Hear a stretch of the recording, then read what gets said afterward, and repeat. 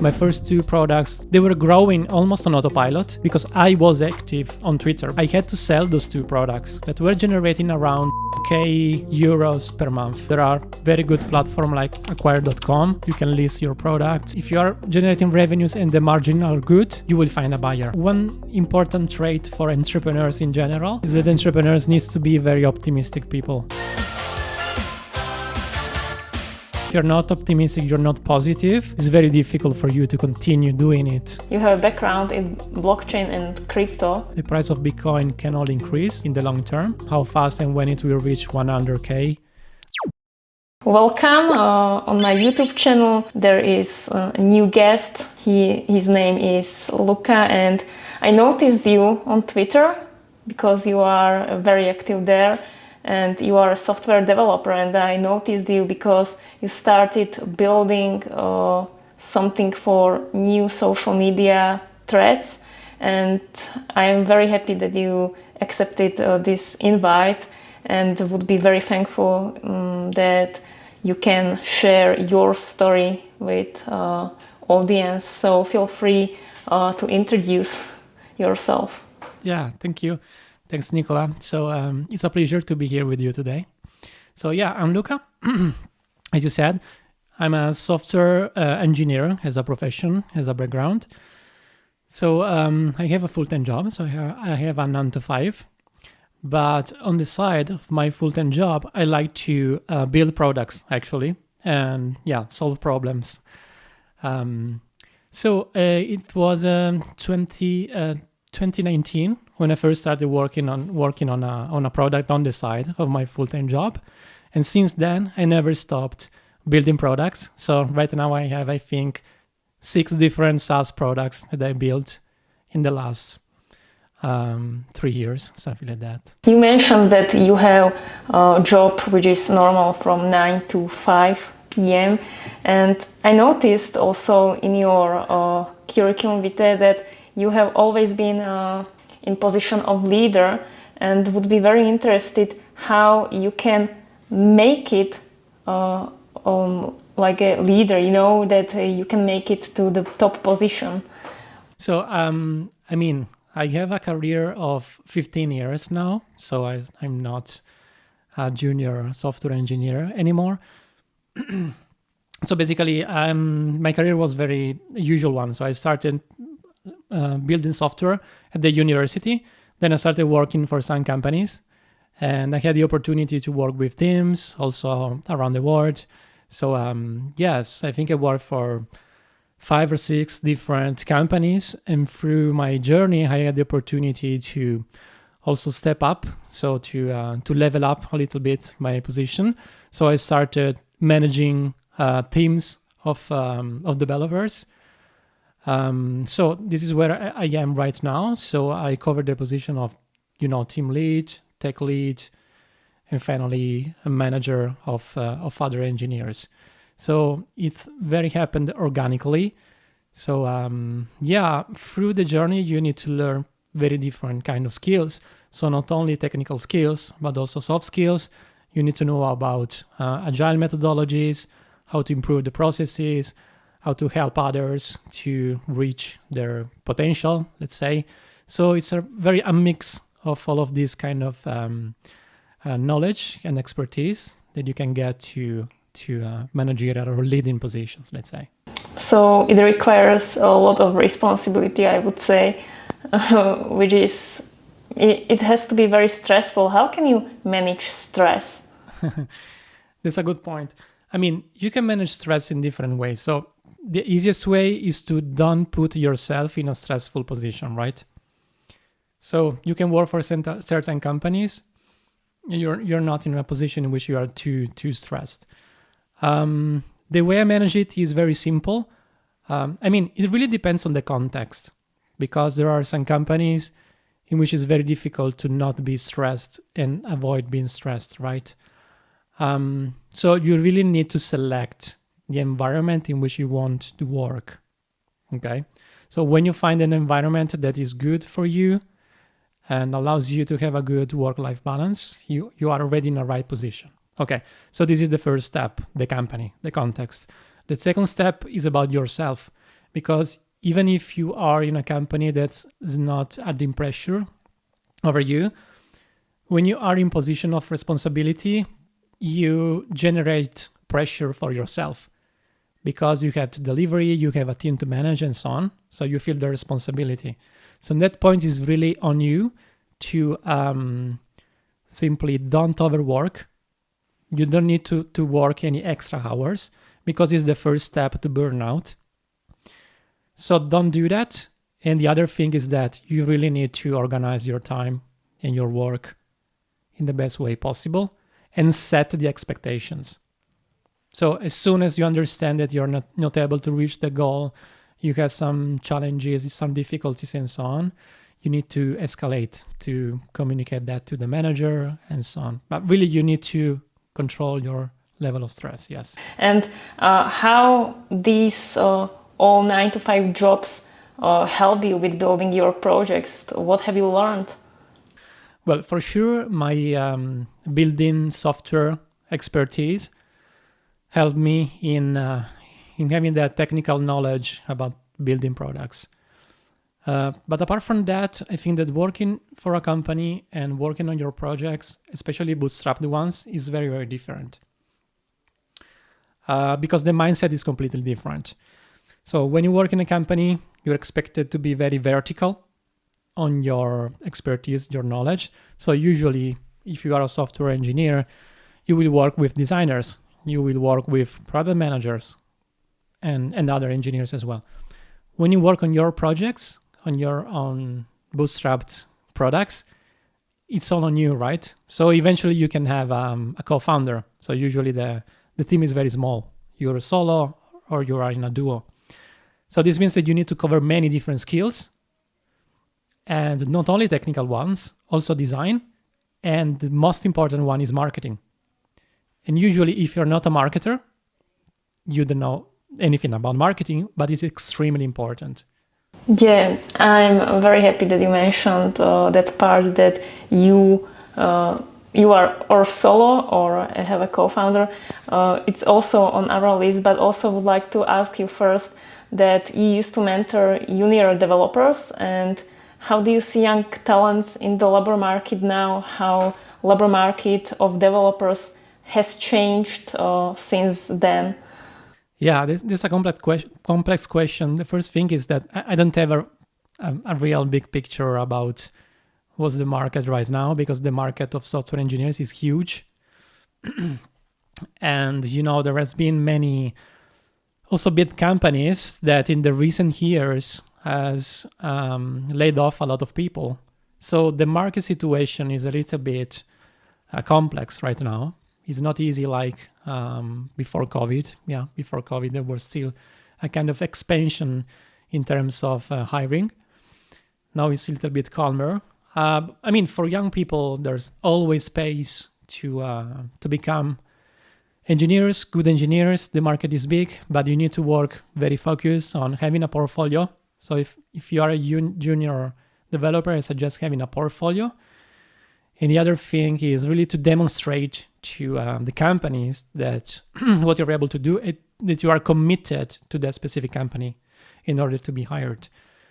So the reason is that now there are a lot of remote working positions, which is extremely good because you can be hired from companies around the world. At the same time, the competition is very, very high. So if you go to a portal with job position, job descriptions, and you try to apply to a remote working position, you are competing with probably 100 other developers. So at that point, the question is, how can you be selected across those other 100 people that apply to the same job position, right? So I think that in the future, this will be one of the main challenges for people getting hired in general. Many companies try to replace those juniors or tasks that can be done by juniors. They try to replace these things by AI. What is the state of juniors versus AI? That's a good point. But to be honest, I've never seen a medium company replacing engineers with AI in general. So it might be that some smaller agencies might eventually replace a developer with some kind of AI tools. I don't think we are there yet. So right now, I don't think AI can really replace a junior developer, but I'm pretty sure that AI will evolve very quickly to get there in the next 1 or 2 years maximum. So at that point, the big difference is that the AI can build part of the product, but it's very difficult for the AI to design a whole solution. So instead of being a software engineer that solves small problems, junior engineers, software engineers will need to be able to design entire applications and platforms, right? Because that is more difficult to replace with AI. You have created, you mentioned, over 5 or 6 software as service companies or projects since 2022, and you have also a full-time job. Do you plan to quit that full-time job or get retired? I mean, it's definitely something that is difficult to plan because first of all, you need to have a business that is generating enough revenue for you, to pay the bills, to survive, to have a comfortable life, and so on. At the moment, none of my products has generated enough recurrent revenues to replace my current income. So at the moment, it's something that I simply cannot do, right? So yes, absolutely. In the future, I would like to sustain myself with my own businesses. Yes, that's the goal. Yes, that's one of my main goals. At the moment, I'm really enjoying the journey. So I learned really a lot by building these products. And at the moment, they are a very good side income, right? So if I look at it this way, I think it's a very good addition. So I have my stable income for my full-time job plus the additional revenues generated by my products, which is a very nice situation because I can really decide how to use that money to reinvest them into the business or eventually to invest that money in the future. So there are plenty of opportunities. How did you find first users of your projects? Because to be honest, when I try to monetize something, I find it very difficult. And how did you make this happen, that you found first clients? Yes, I think this is a very interesting question. And of course, I have my own personal idea about it. So there is an interesting story here because the first product I built was kind of Loom. So you were able to record the screen, add comments to the video recording and share it with people. And I built that product on the side for kind of almost 2 years, so a long time. And at the time I had a co-founder. When we launched on Product Hunt, we got 70 upvotes, so not a lot. But that was the pivot point. So where I understood that without the distribution channels, without marketing, you can find customers. So thankfully, we were able to sell that product, even pre-revenues. But it was 2021. At that point, I don't know exactly why, but I opened Twitter. That I wasn't using that platform. I opened Twitter and I discovered this world of people doing indie hacking and also people trying to grow their audience, their personal audience, talking about, for instance, JavaScript, web development, and so on. And that was really the pivotal moment for me because in 2021, I said, okay, I don't want to repeat the same error, the same mistake. I want to build an audience. So it was around March, April. I started posting content on Twitter on a daily basis, and I started building my audience. And that one became probably one of the most important assets for me to acquire customers. At the end of that year, so 2021, December, I launched an MVP. It was a product to automate welcome message DM on Twitter. And it was completely free to use. but a person on Twitter say, hey, I would like to pay for your service. I say, okay, give me 1 day or two. I integrate a payment processor and I let you pay for the service. So actually that was the first customer I ever had. Wow. Do you think that, or what social media converts the most? Because personally for me, it's Twitter. Yes, I don't know, to be honest, because I've only been focused on Twitter. So I cannot compare Twitter to other social media platforms because I never use them.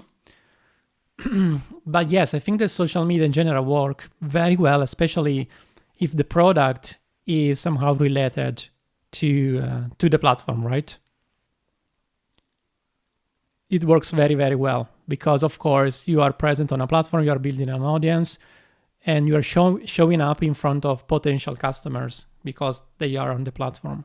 So, for instance, my first two products, so that one, automation of DMs, then I launched another one. It was a Twitter DMs productivity inbox. They were growing almost on autopilot because I was active on Twitter, basically, posting daily content, engaging with people, and so on. But later on, it was last year, I built another product, which was an AI chatbot platform. And what I realized is that I wasn't able to convert almost anyone from Twitter because there was no match between my audience on Twitter and people interested in the product. So it's not that if you have an audience on Twitter, you are able to sell everything, right? It needs to be a product that solves a problem for your people, for your audience on Twitter. You are very active on Twitter in terms of you engage with almost everybody. Like, how is it possible? Because you have about 20K or more than 20K followers, and to answer almost to everyone. How do you do that? Yes. I mean, it takes time.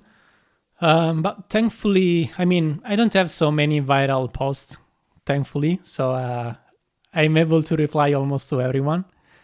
So the difficulty comes when you have a viral post and you get, 100 replies. It's almost impossible to reply to everyone. But something that was key for me was to try to reply to everyone that spent time to reply to one of my posts, one of my tweets, right? Because I think it's a kind of respect for their time. So they spend time engaging with you. I want to engage with them as well, right? And I think it's a nice way to use the platform to create connections with people. Yes. And I have my method, of course, to use the platform. So basically, I have a methodology. If you're interested, there's a very interesting course from Dagobert. It's called Dominate Twitter. And inside the course, there is a very well-defined routine that you can apply to be effective on Twitter and other platforms as well. The one thing I'm very afraid of is that there are many bots who create that fake engagement. And it's like wasting of your time because you are trying to do it honestly, you are present and then you communicate with bot, and I don't think it's a good approach. I think that, it's very easy to spot the bot content, right? Because usually it's AI generated, or you can see from the avatar, the picture that is, something not super reliable. So, and I would say that, to be honest, the engagement with my content, I think that probably 1 or 2% there is interaction with bots. All the rest is real people. So I think that's okay. Well, I would like to also ask several questions about building your own projects, because I listened to one video cast with Craig Showmaker, and you mentioned there, it was 1 year ago, that your side projects earn about 2K monthly. And how has this number changed since then? Yes. So my journey is really a roller coaster. So it's very difficult to find a number. So the reason is that I built 6 different products, right? And for one reason or another, I had to sell them. So the first 2 products were Twitter related. You may know that at a certain point, after the acquisition from Elon Musk, Twitter applied a crazy pricing to the Twitter API. So the Twitter APIs were free. Suddenly, from one day to another, the cost was $42,000 per month. So a completely crazy amount of money that, of course, I wasn't able to afford. So I had to sell those 2 products that were generating around 4K euros per month. So it was a good MRR, the highest MRR for me. So after that, I had to build another product, of course, because I didn't have those 2 products, those 2 SaaS products. And that's why I started working on an AI kind of extension, browser extension that didn't work. Then I built this AI chatbot platform, but it was a new product. So it was started from 0 MRR, right? So in eight months, I reached $1,000 per month MRR. And then I sold it. This year around May, I sold that platform. And my current project is very new. It is this BlackTwist. It's scheduler for meta threads. And it's very new, so it's not generating MRR at the moment. So it's very difficult to get an idea of which is the MRR because it's really variable. It's a long-term process because many makers do many things. Levelcio created many projects, and some of them weren't successful, some of them were successful. So it's tricky sometimes. But according to you, could you share some tips on how to create profitable software as service products that have a chance to be acquired? Okay, it's not a simple question, but the first element is that you really need to, this is really the theory, then it's difficult to put it in practice, but you need to have a product, yes, that is solving a problem for people. So solving problem means that you help them save time or save money or make more money. So these are the main ingredients. But the point is that even if you have these elements that are key for your product, if you don't have these characteristics in your product, the product is not going anywhere. But even if you have these elements into your product, you need to show it in front of the right people. So you need to know who are your customers and where to find them. This is the most difficult part in general. And what else? Yes, so then there is, of course, the marketing. And you need to have distribution channels in place. Another thing related to your question. If you want then to sell your product sooner or later, in your unique distribution channel is your personal account. You understand that as long as you also sell your personal account, which is not realistic, for the buyer is not the optimal situation because you're not selling them also an acquisition channel, right? So it's very important to consider this element as well. Then in the end, selling a product is quite simple if you are generating revenues. So if you are generating revenues and the margin are good, you will find a buyer. So there are very good platforms like acquire.com. You can list your product and it is the probability that you find a buyer is very high if you're generating revenues. So these are the key elements. You have a background in blockchain and crypto, and just out of curiosity, do you have any reckon when Bitcoin hits $100K? Yeah, I really would like to know, but the reality is that no one knows when that will happen. So I have my opinion about that. It's not a simple answer, but I mean, if you really apply the theory, the monetary theory, to Bitcoin, and you know that it's something that it is scarce, cannot be produced in an infinite amount. So there is a cap in the total amount of Bitcoins that can be produced. It is 21 millions, I guess. And this is already an element to say that the price of Bitcoin in the long term cannot increase. How fast? We don't know. We cannot know how fast it will increase. But the other fact is that, for instance, that the money we're using, the fiat money, like euro, like dollar, and so on, in the long term, they lose purchase power because there's more quantity of money in general in the world because it is continuously, quote unquote, printed, generated. So the purchase power of dollar, euro, and all the other currencies decreases over time. Bitcoin is different, has different characteristics. So, in my opinion, this is just my own opinion, the price of Bitcoin cannot increase in the long term. How fast and when it will reach $100K evaluation, I really don't know.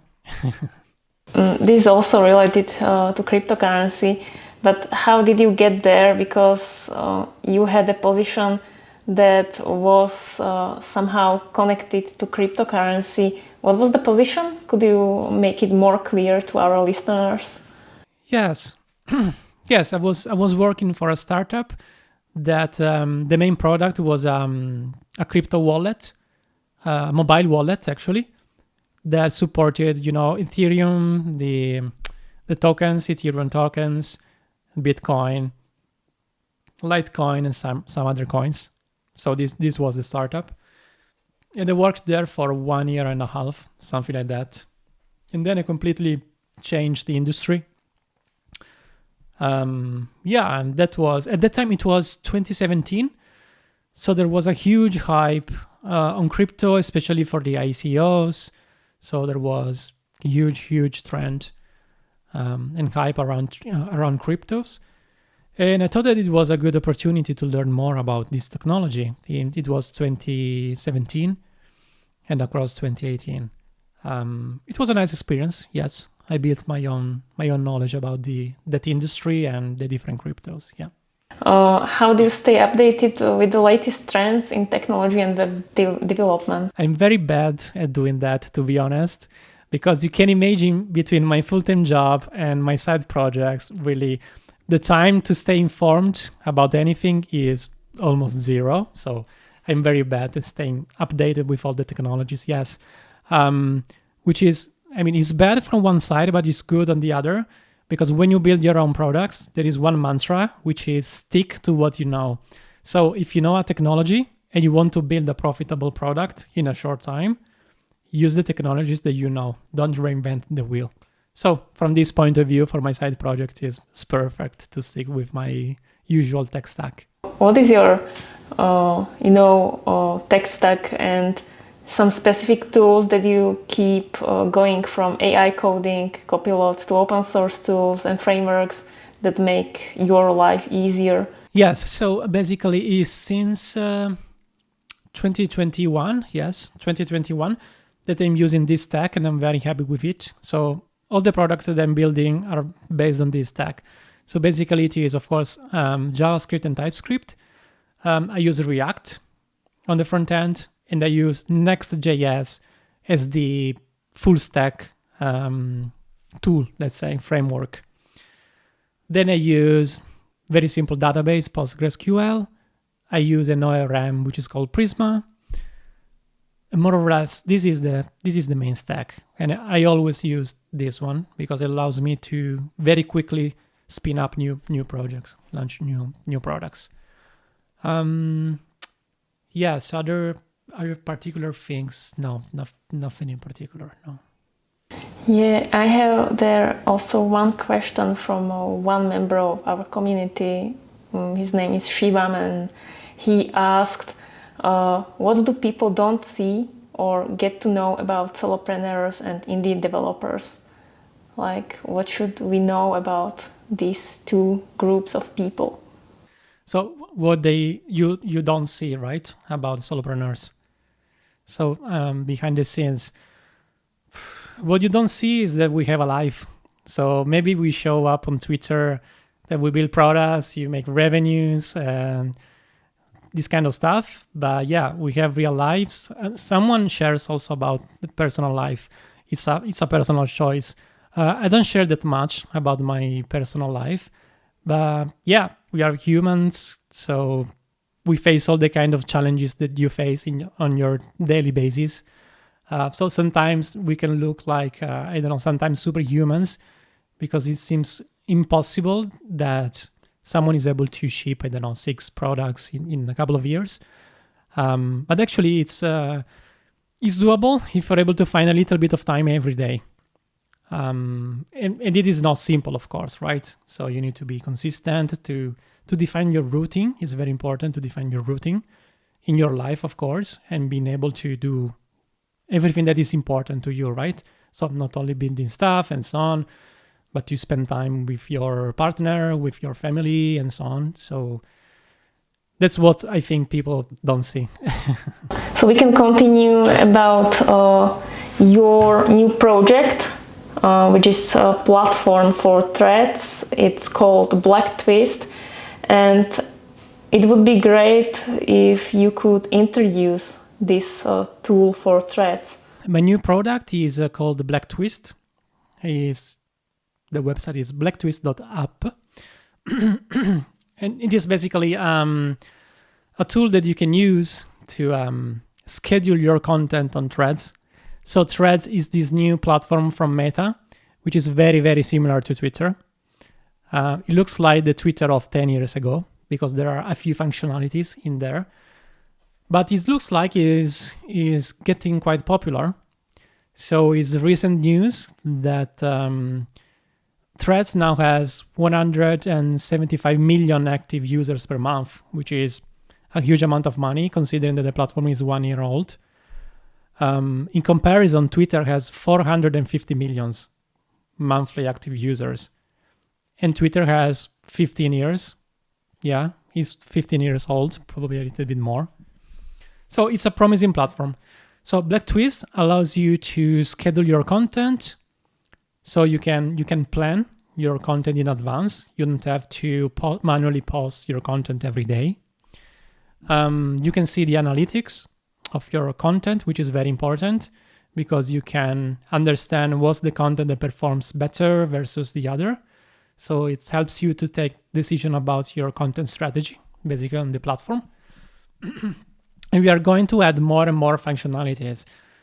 So we launched the product in beginning of July. And today is the 25th of July. So the product is not even 1 month old. So it's very, very, very recent. But I think it's very promising. So in this case, I have a co-founder. My co-founder is Mattia. He's another Italian guy. I met him on Twitter a couple of years ago. He is a marketer, and I am a technical guy, even if I can do I did a little bit of marketing for my products as well. And we're basically betting on this product for a couple of reasons. So the first one is the platform is very new. So I think that it is an advantage to be one of the first products to support threads in the market, I mean. The second bet is that we already seen this kind of products for Twitter be very successful. Some of them, even with millionaire exits in a couple of years, which is absurd, is incredible. And the people behind those products were super good, of course, in doing marketing, building the products, building an audience, and so on. But I think they somehow proved that this kind of product can generate a good amount of revenues. So basically, we're trying to apply the same approach that they used to grow schedulers for Twitter to a new platform, which is Threads in this case. Does this development have any specific requirements, e.g. cost for APIs? No, I mean, at the moment, all the APIs of the Meta products are free to use. I think there are probably some of them for businesses like WhatsApp Business. Maybe you have to pay, I'm not sure. But at the moment, the API for Threads, for Instagram, for Facebook are completely free to use. So no, there are no expenses from that point of view. And have you noticed any competition in this field? Like, is on the market someone who does something similar for Threads?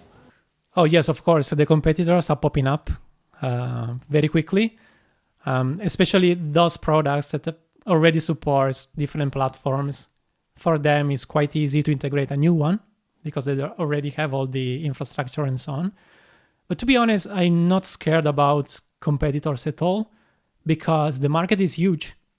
So I think that there will be always place for a new competitor in the market, even for small products that are very targeted to even just one platform. So I think there is space. We pre-launched the product, I think it was June, and we were able to sell 30 licenses, lifetime licenses, even before the product was live. And so this is a good signal from my point of view. So I'm very optimistic about this kind of product.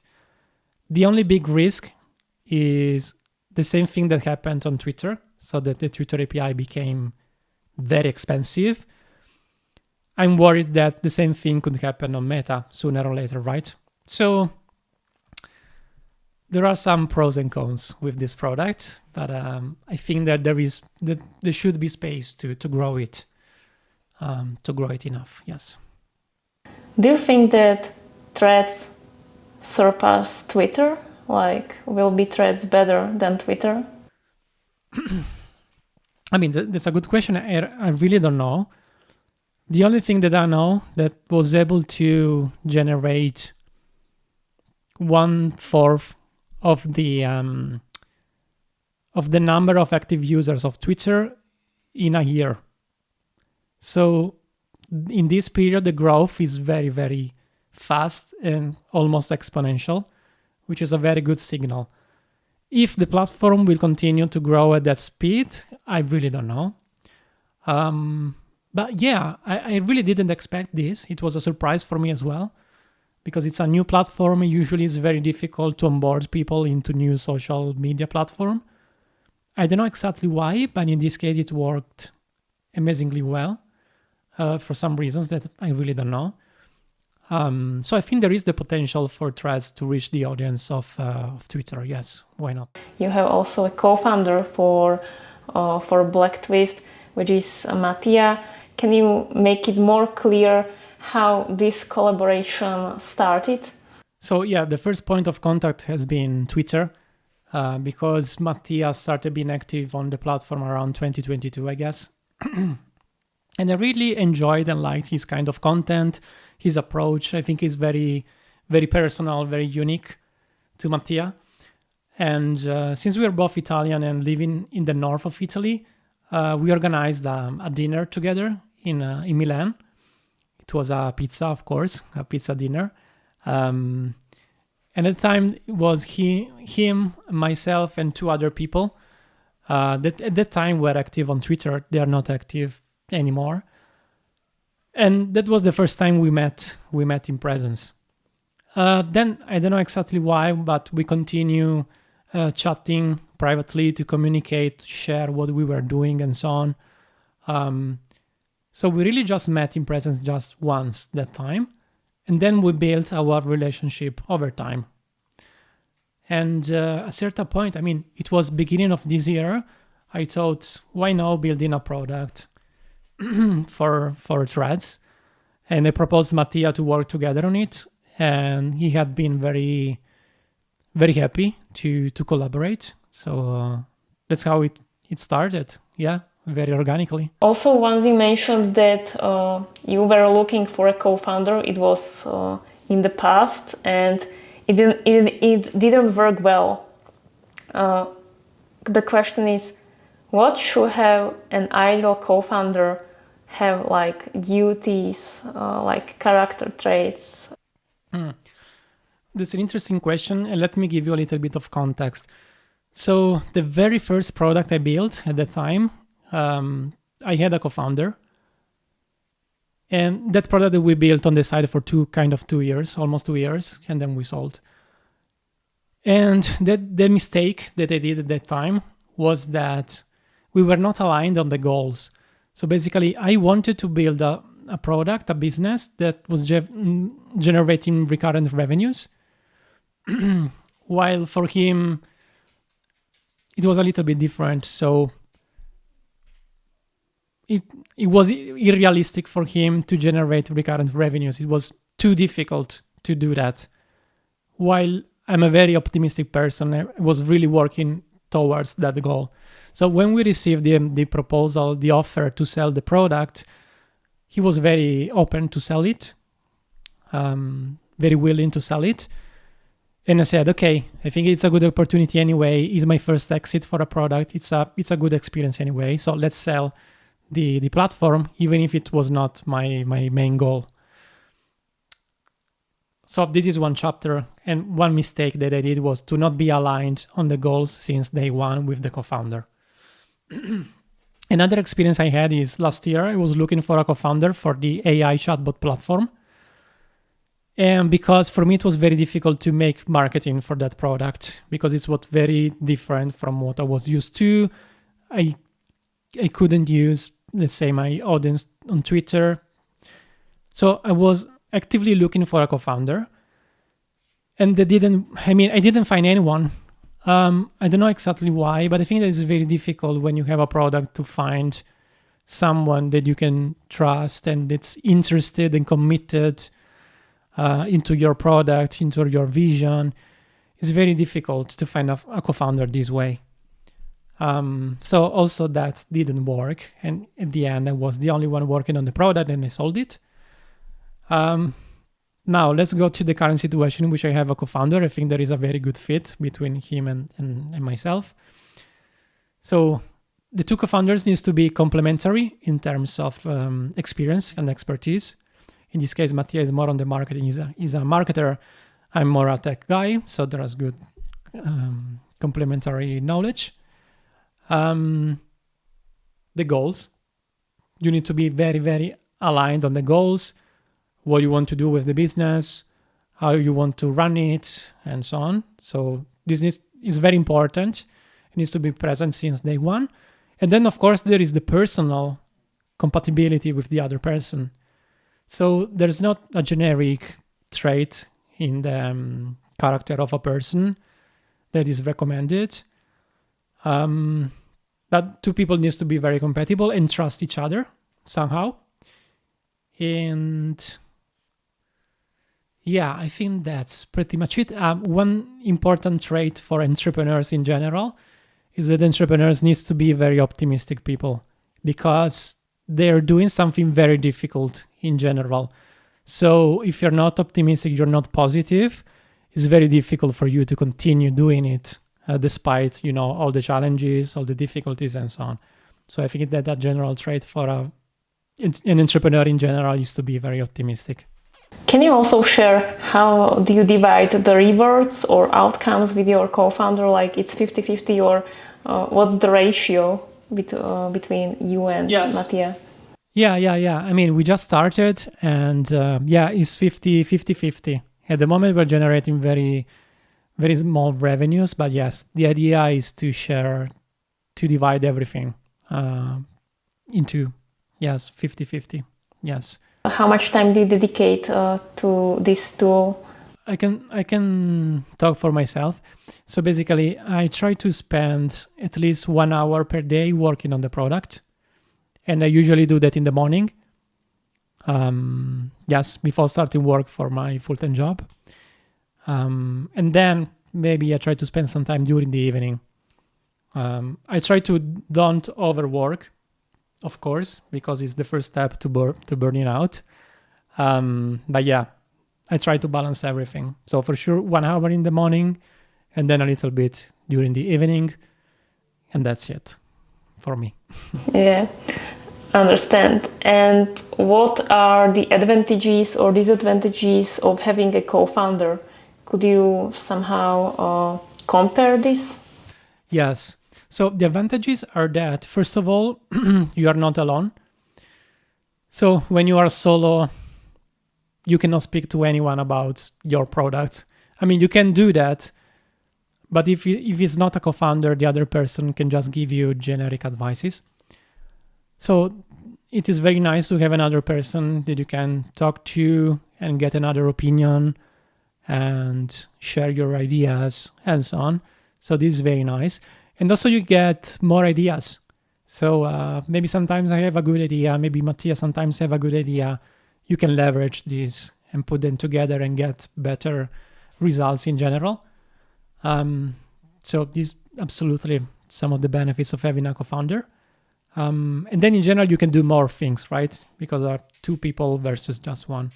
So combined, there is more time dedicated to the product, which is good. The only cons that I can see is that you spend a little bit of time talking with the other person, in the communication in general, discussing things and so on.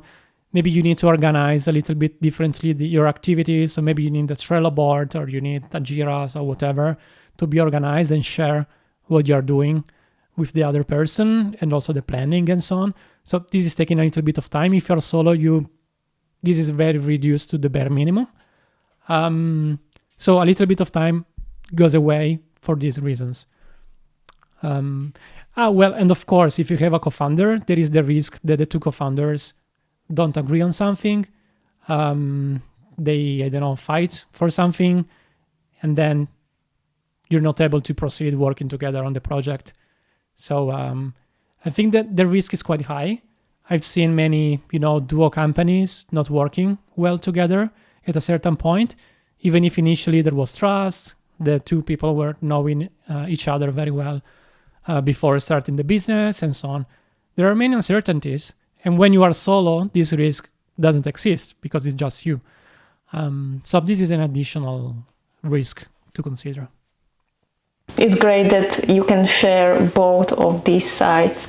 We could continue with community building across social media, because you have been building a Twitter community that is highly engaging. And do you have any observation? Why is it that?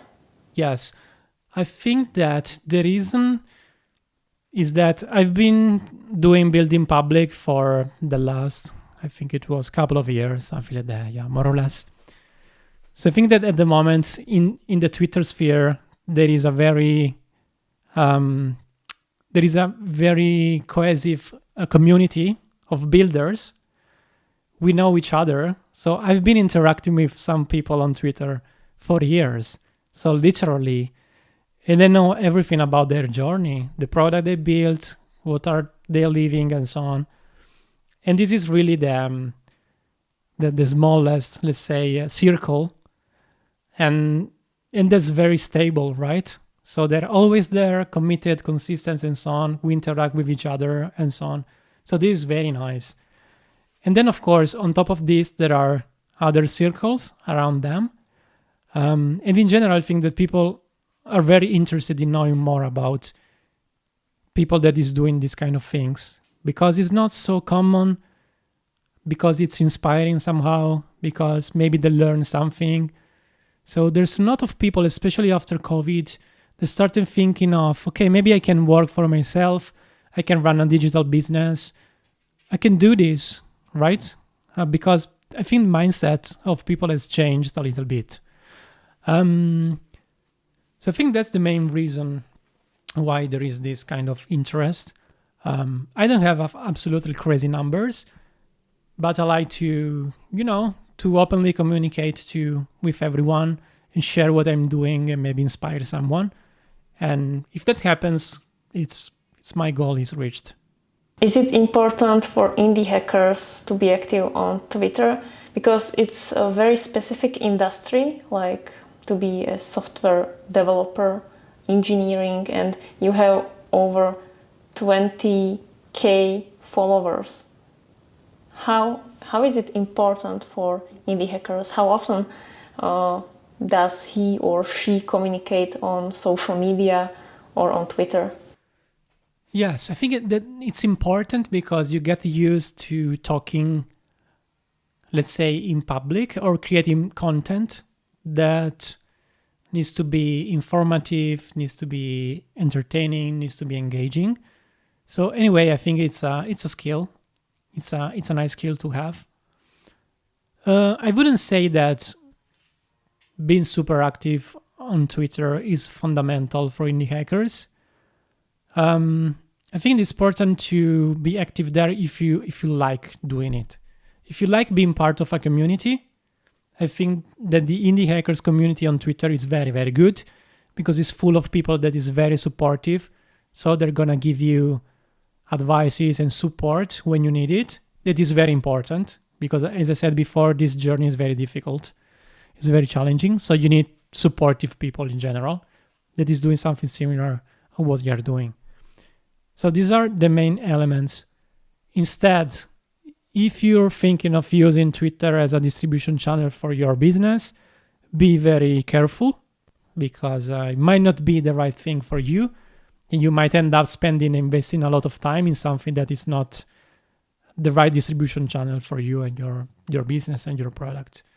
So the other should be the main reasons, in my opinion, to be present on the platform. But you are not present only on Twitter. You have also a Discord community, and I'm very curious, what is it about? Yes, let's say I have a Discord community, which is a kind of it's a value added to another product that I have. So basically, last year around December, I launched the product, which is a SaaS boilerplate. So basically, all the tech stack and all the code that I built through the years, I put all that code together into a single code base, and I'm selling it, basically. And one of the additional services of this product, so you buy it once, you download the code, and you can use it to launch how many SaaS products you want. So it's super nice. And you save a lot of time, of course, because you don't have to implement yourself authentication, subscriptions, onboarding, protected pages, everything, right? Email integrations and so on. Another service provided is that there is a Discord community which is attached to the product. So if you buy a copy of the boilerplate, you also get access to the Discord community. And surprisingly, there are a lot of people there that are active, and they're also helping each other. So this is what really amazes me. So sometimes there's someone asking technical questions, or they know how to solve a specific problem. And since I'm not always there in front of Discord, sometimes I cannot reply immediately. And there is someone from the community that replies and helps the others. So it's very nice. Yes. But this Discord community is really around this product that I launched last year. That was the question, because I'm more into networking and community building. How do you moderate it? Because if you have also social media where you have followers and also you have a Discord community, how can you moderate all of these platforms, and especially Discord community, which is premium? I think that the moderation happens in advance because only customers of the product have access to the Discord community. So right now in the community, there are only committed people. So there are no people with bad intentions and so on. It happens just once that a very spammy, I don't know how, someone was able to join the Discord community and started posting content with, I don't know, a phishing link or something like that, really a scam. It was the first time that I discovered how to ban a person on Discord, to be honest. So it was funny. Yeah, but it happens just once. For the rest, the moderation is not needed. And I have a very few mechanisms to keep people engaged. So I have an introduction channel. So whenever there is a new joiner, I ask to introduce themselves. And then there is a channel about what I'm doing today. So every day people can post what they are doing. They are doing that day. And it's a way to share what's going on and also for you to focus on the progress. It's some kind of like meeting, that you're presenting your job for that day. So I think it's a good way how to make people engaged and accomplish to their goals. So it's a good idea. Nice. Yeah, it is. Because you have also full-time job, side projects, how do you handle all of this together with a personal life? Again, I think that the real secret is that if you think that you have to manage everything at once, it's not gonna work, right? You really need to think that there is this kind of mantra also on Twitter. So it is not a sprint, it is a marathon, right? So if you do a little bit every day, it's probably the only sustainable way to reach your goals. So the way I combine everything, I think, is this one. So doing a little bit every day of what I love doing. Yeah, the other element is that I love doing it. So that's the only thing that keeps me motivated. And I don't know exactly why I'm doing it. It's funny. I think that's because I would like to change my lifestyle. So I really would like to avoid working for others, because I think that it's a kind of renting your knowledge and your time. And time is the most important resource that we have because it's very limited. So the fact that I'm selling my time to others is something that I really don't like doing anymore. So I really would like that the time I spend working is for something that I can own 100% or 50%. Like in this case, I have a co-founder, but that I can leverage in the future, right? So I can decide what is my lifestyle, and also potentially in the future I can sell it and leverage it. So once I heard something very interesting from a podcast, there was a person an entrepreneur very successful, that said that the only millionaires that he knew became rich when they actually sold their businesses. So it's not when you're working in your business and your revenues that you can really change in your life from a financial point of view. It's when you sell it, because you're selling all the value that you have generated through the years with a singular transaction. And if you work as an employee, this is impossible, right? I reckon that you have a possibility to work remote, so that means you can be anywhere in the world, but you need to have your work done, yeah? And in one of your posts, I think it was related to remote work and traveling, you mentioned that you are so thankful to be able to travel, but then you also mentioned that your partner cannot live this digital nomad life because she has type of work that requires to be at certain place at certain moment.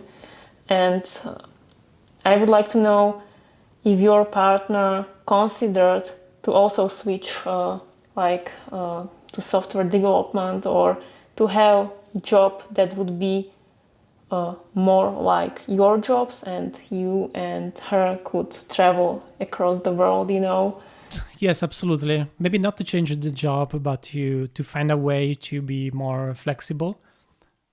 Because at the moment she's very obliged to go to the office at least 2 or 3 days a week.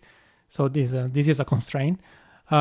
Yes, I would say that this is not the priority right now. So to be honest, I don't think I'm done for the real digital nomad life. So where you really change place every month or something like that. But I would like to the future to live in another place, especially for two reasons. The first one is the weather. So, I mean, in Italy, usually the weather is quite good, but the winter is cold. So if we could avoid that, it would be better. And the second reason is that Italy is not really an entrepreneur-friendly country.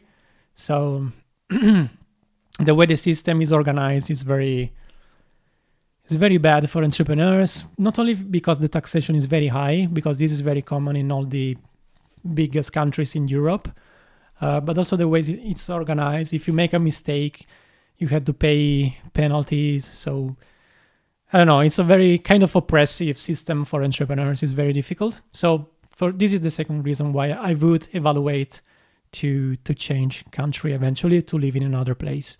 So a place I can enjoy, maybe with the beach, who knows, and also with a system which is more entrepreneur friendly. Yes. How does your partner support you in indie hacking, and what is her reaction to your side projects? Because you mentioned that you spend most of your time by work, Yeah, there's another thing. So when you asked me before how I'm able to balance everything, your relationship with your partner is another very important aspect, right? So that's a part that I always try not to skip. So I do not avoid to spend time with her. So this is very important. You really need to balance that part as well, so you can't overwork for a long period, because you're gonna suffer on the other side. So yeah, she's super supportive, to be honest. She always supported my side projects, my other activities, because she noticed that I'm very committed and very passionate about it. At the same time, I try not to steal time from her. So that's important. It's very important to take time with your loved ones and to feel good with someone you like. So it's good to have these priorities, I would say. Maybe I would like also ask about your plans and your future goals. Can you share what are you about? Yes, so my goals at the moment are really focused on BlackTwist. So I'm currently focused on building the platform, because there are so many features that are interesting to have. At the same time, we need to start building traffic, generating traffic. So we are currently focused on two things. So being more active on threads. At the moment, our reach on threads is quite limited because we started using it 2 months ago, something like that. And also, you need to work on SEO. So we're working on backlinks. We will work on some content to start ranking on Google as well. Yes, so in the next month, we will be focused on this kind of activities. So it will be mainly on BlackTwist. At the same time, I don't want to lose focus on Shipped as well.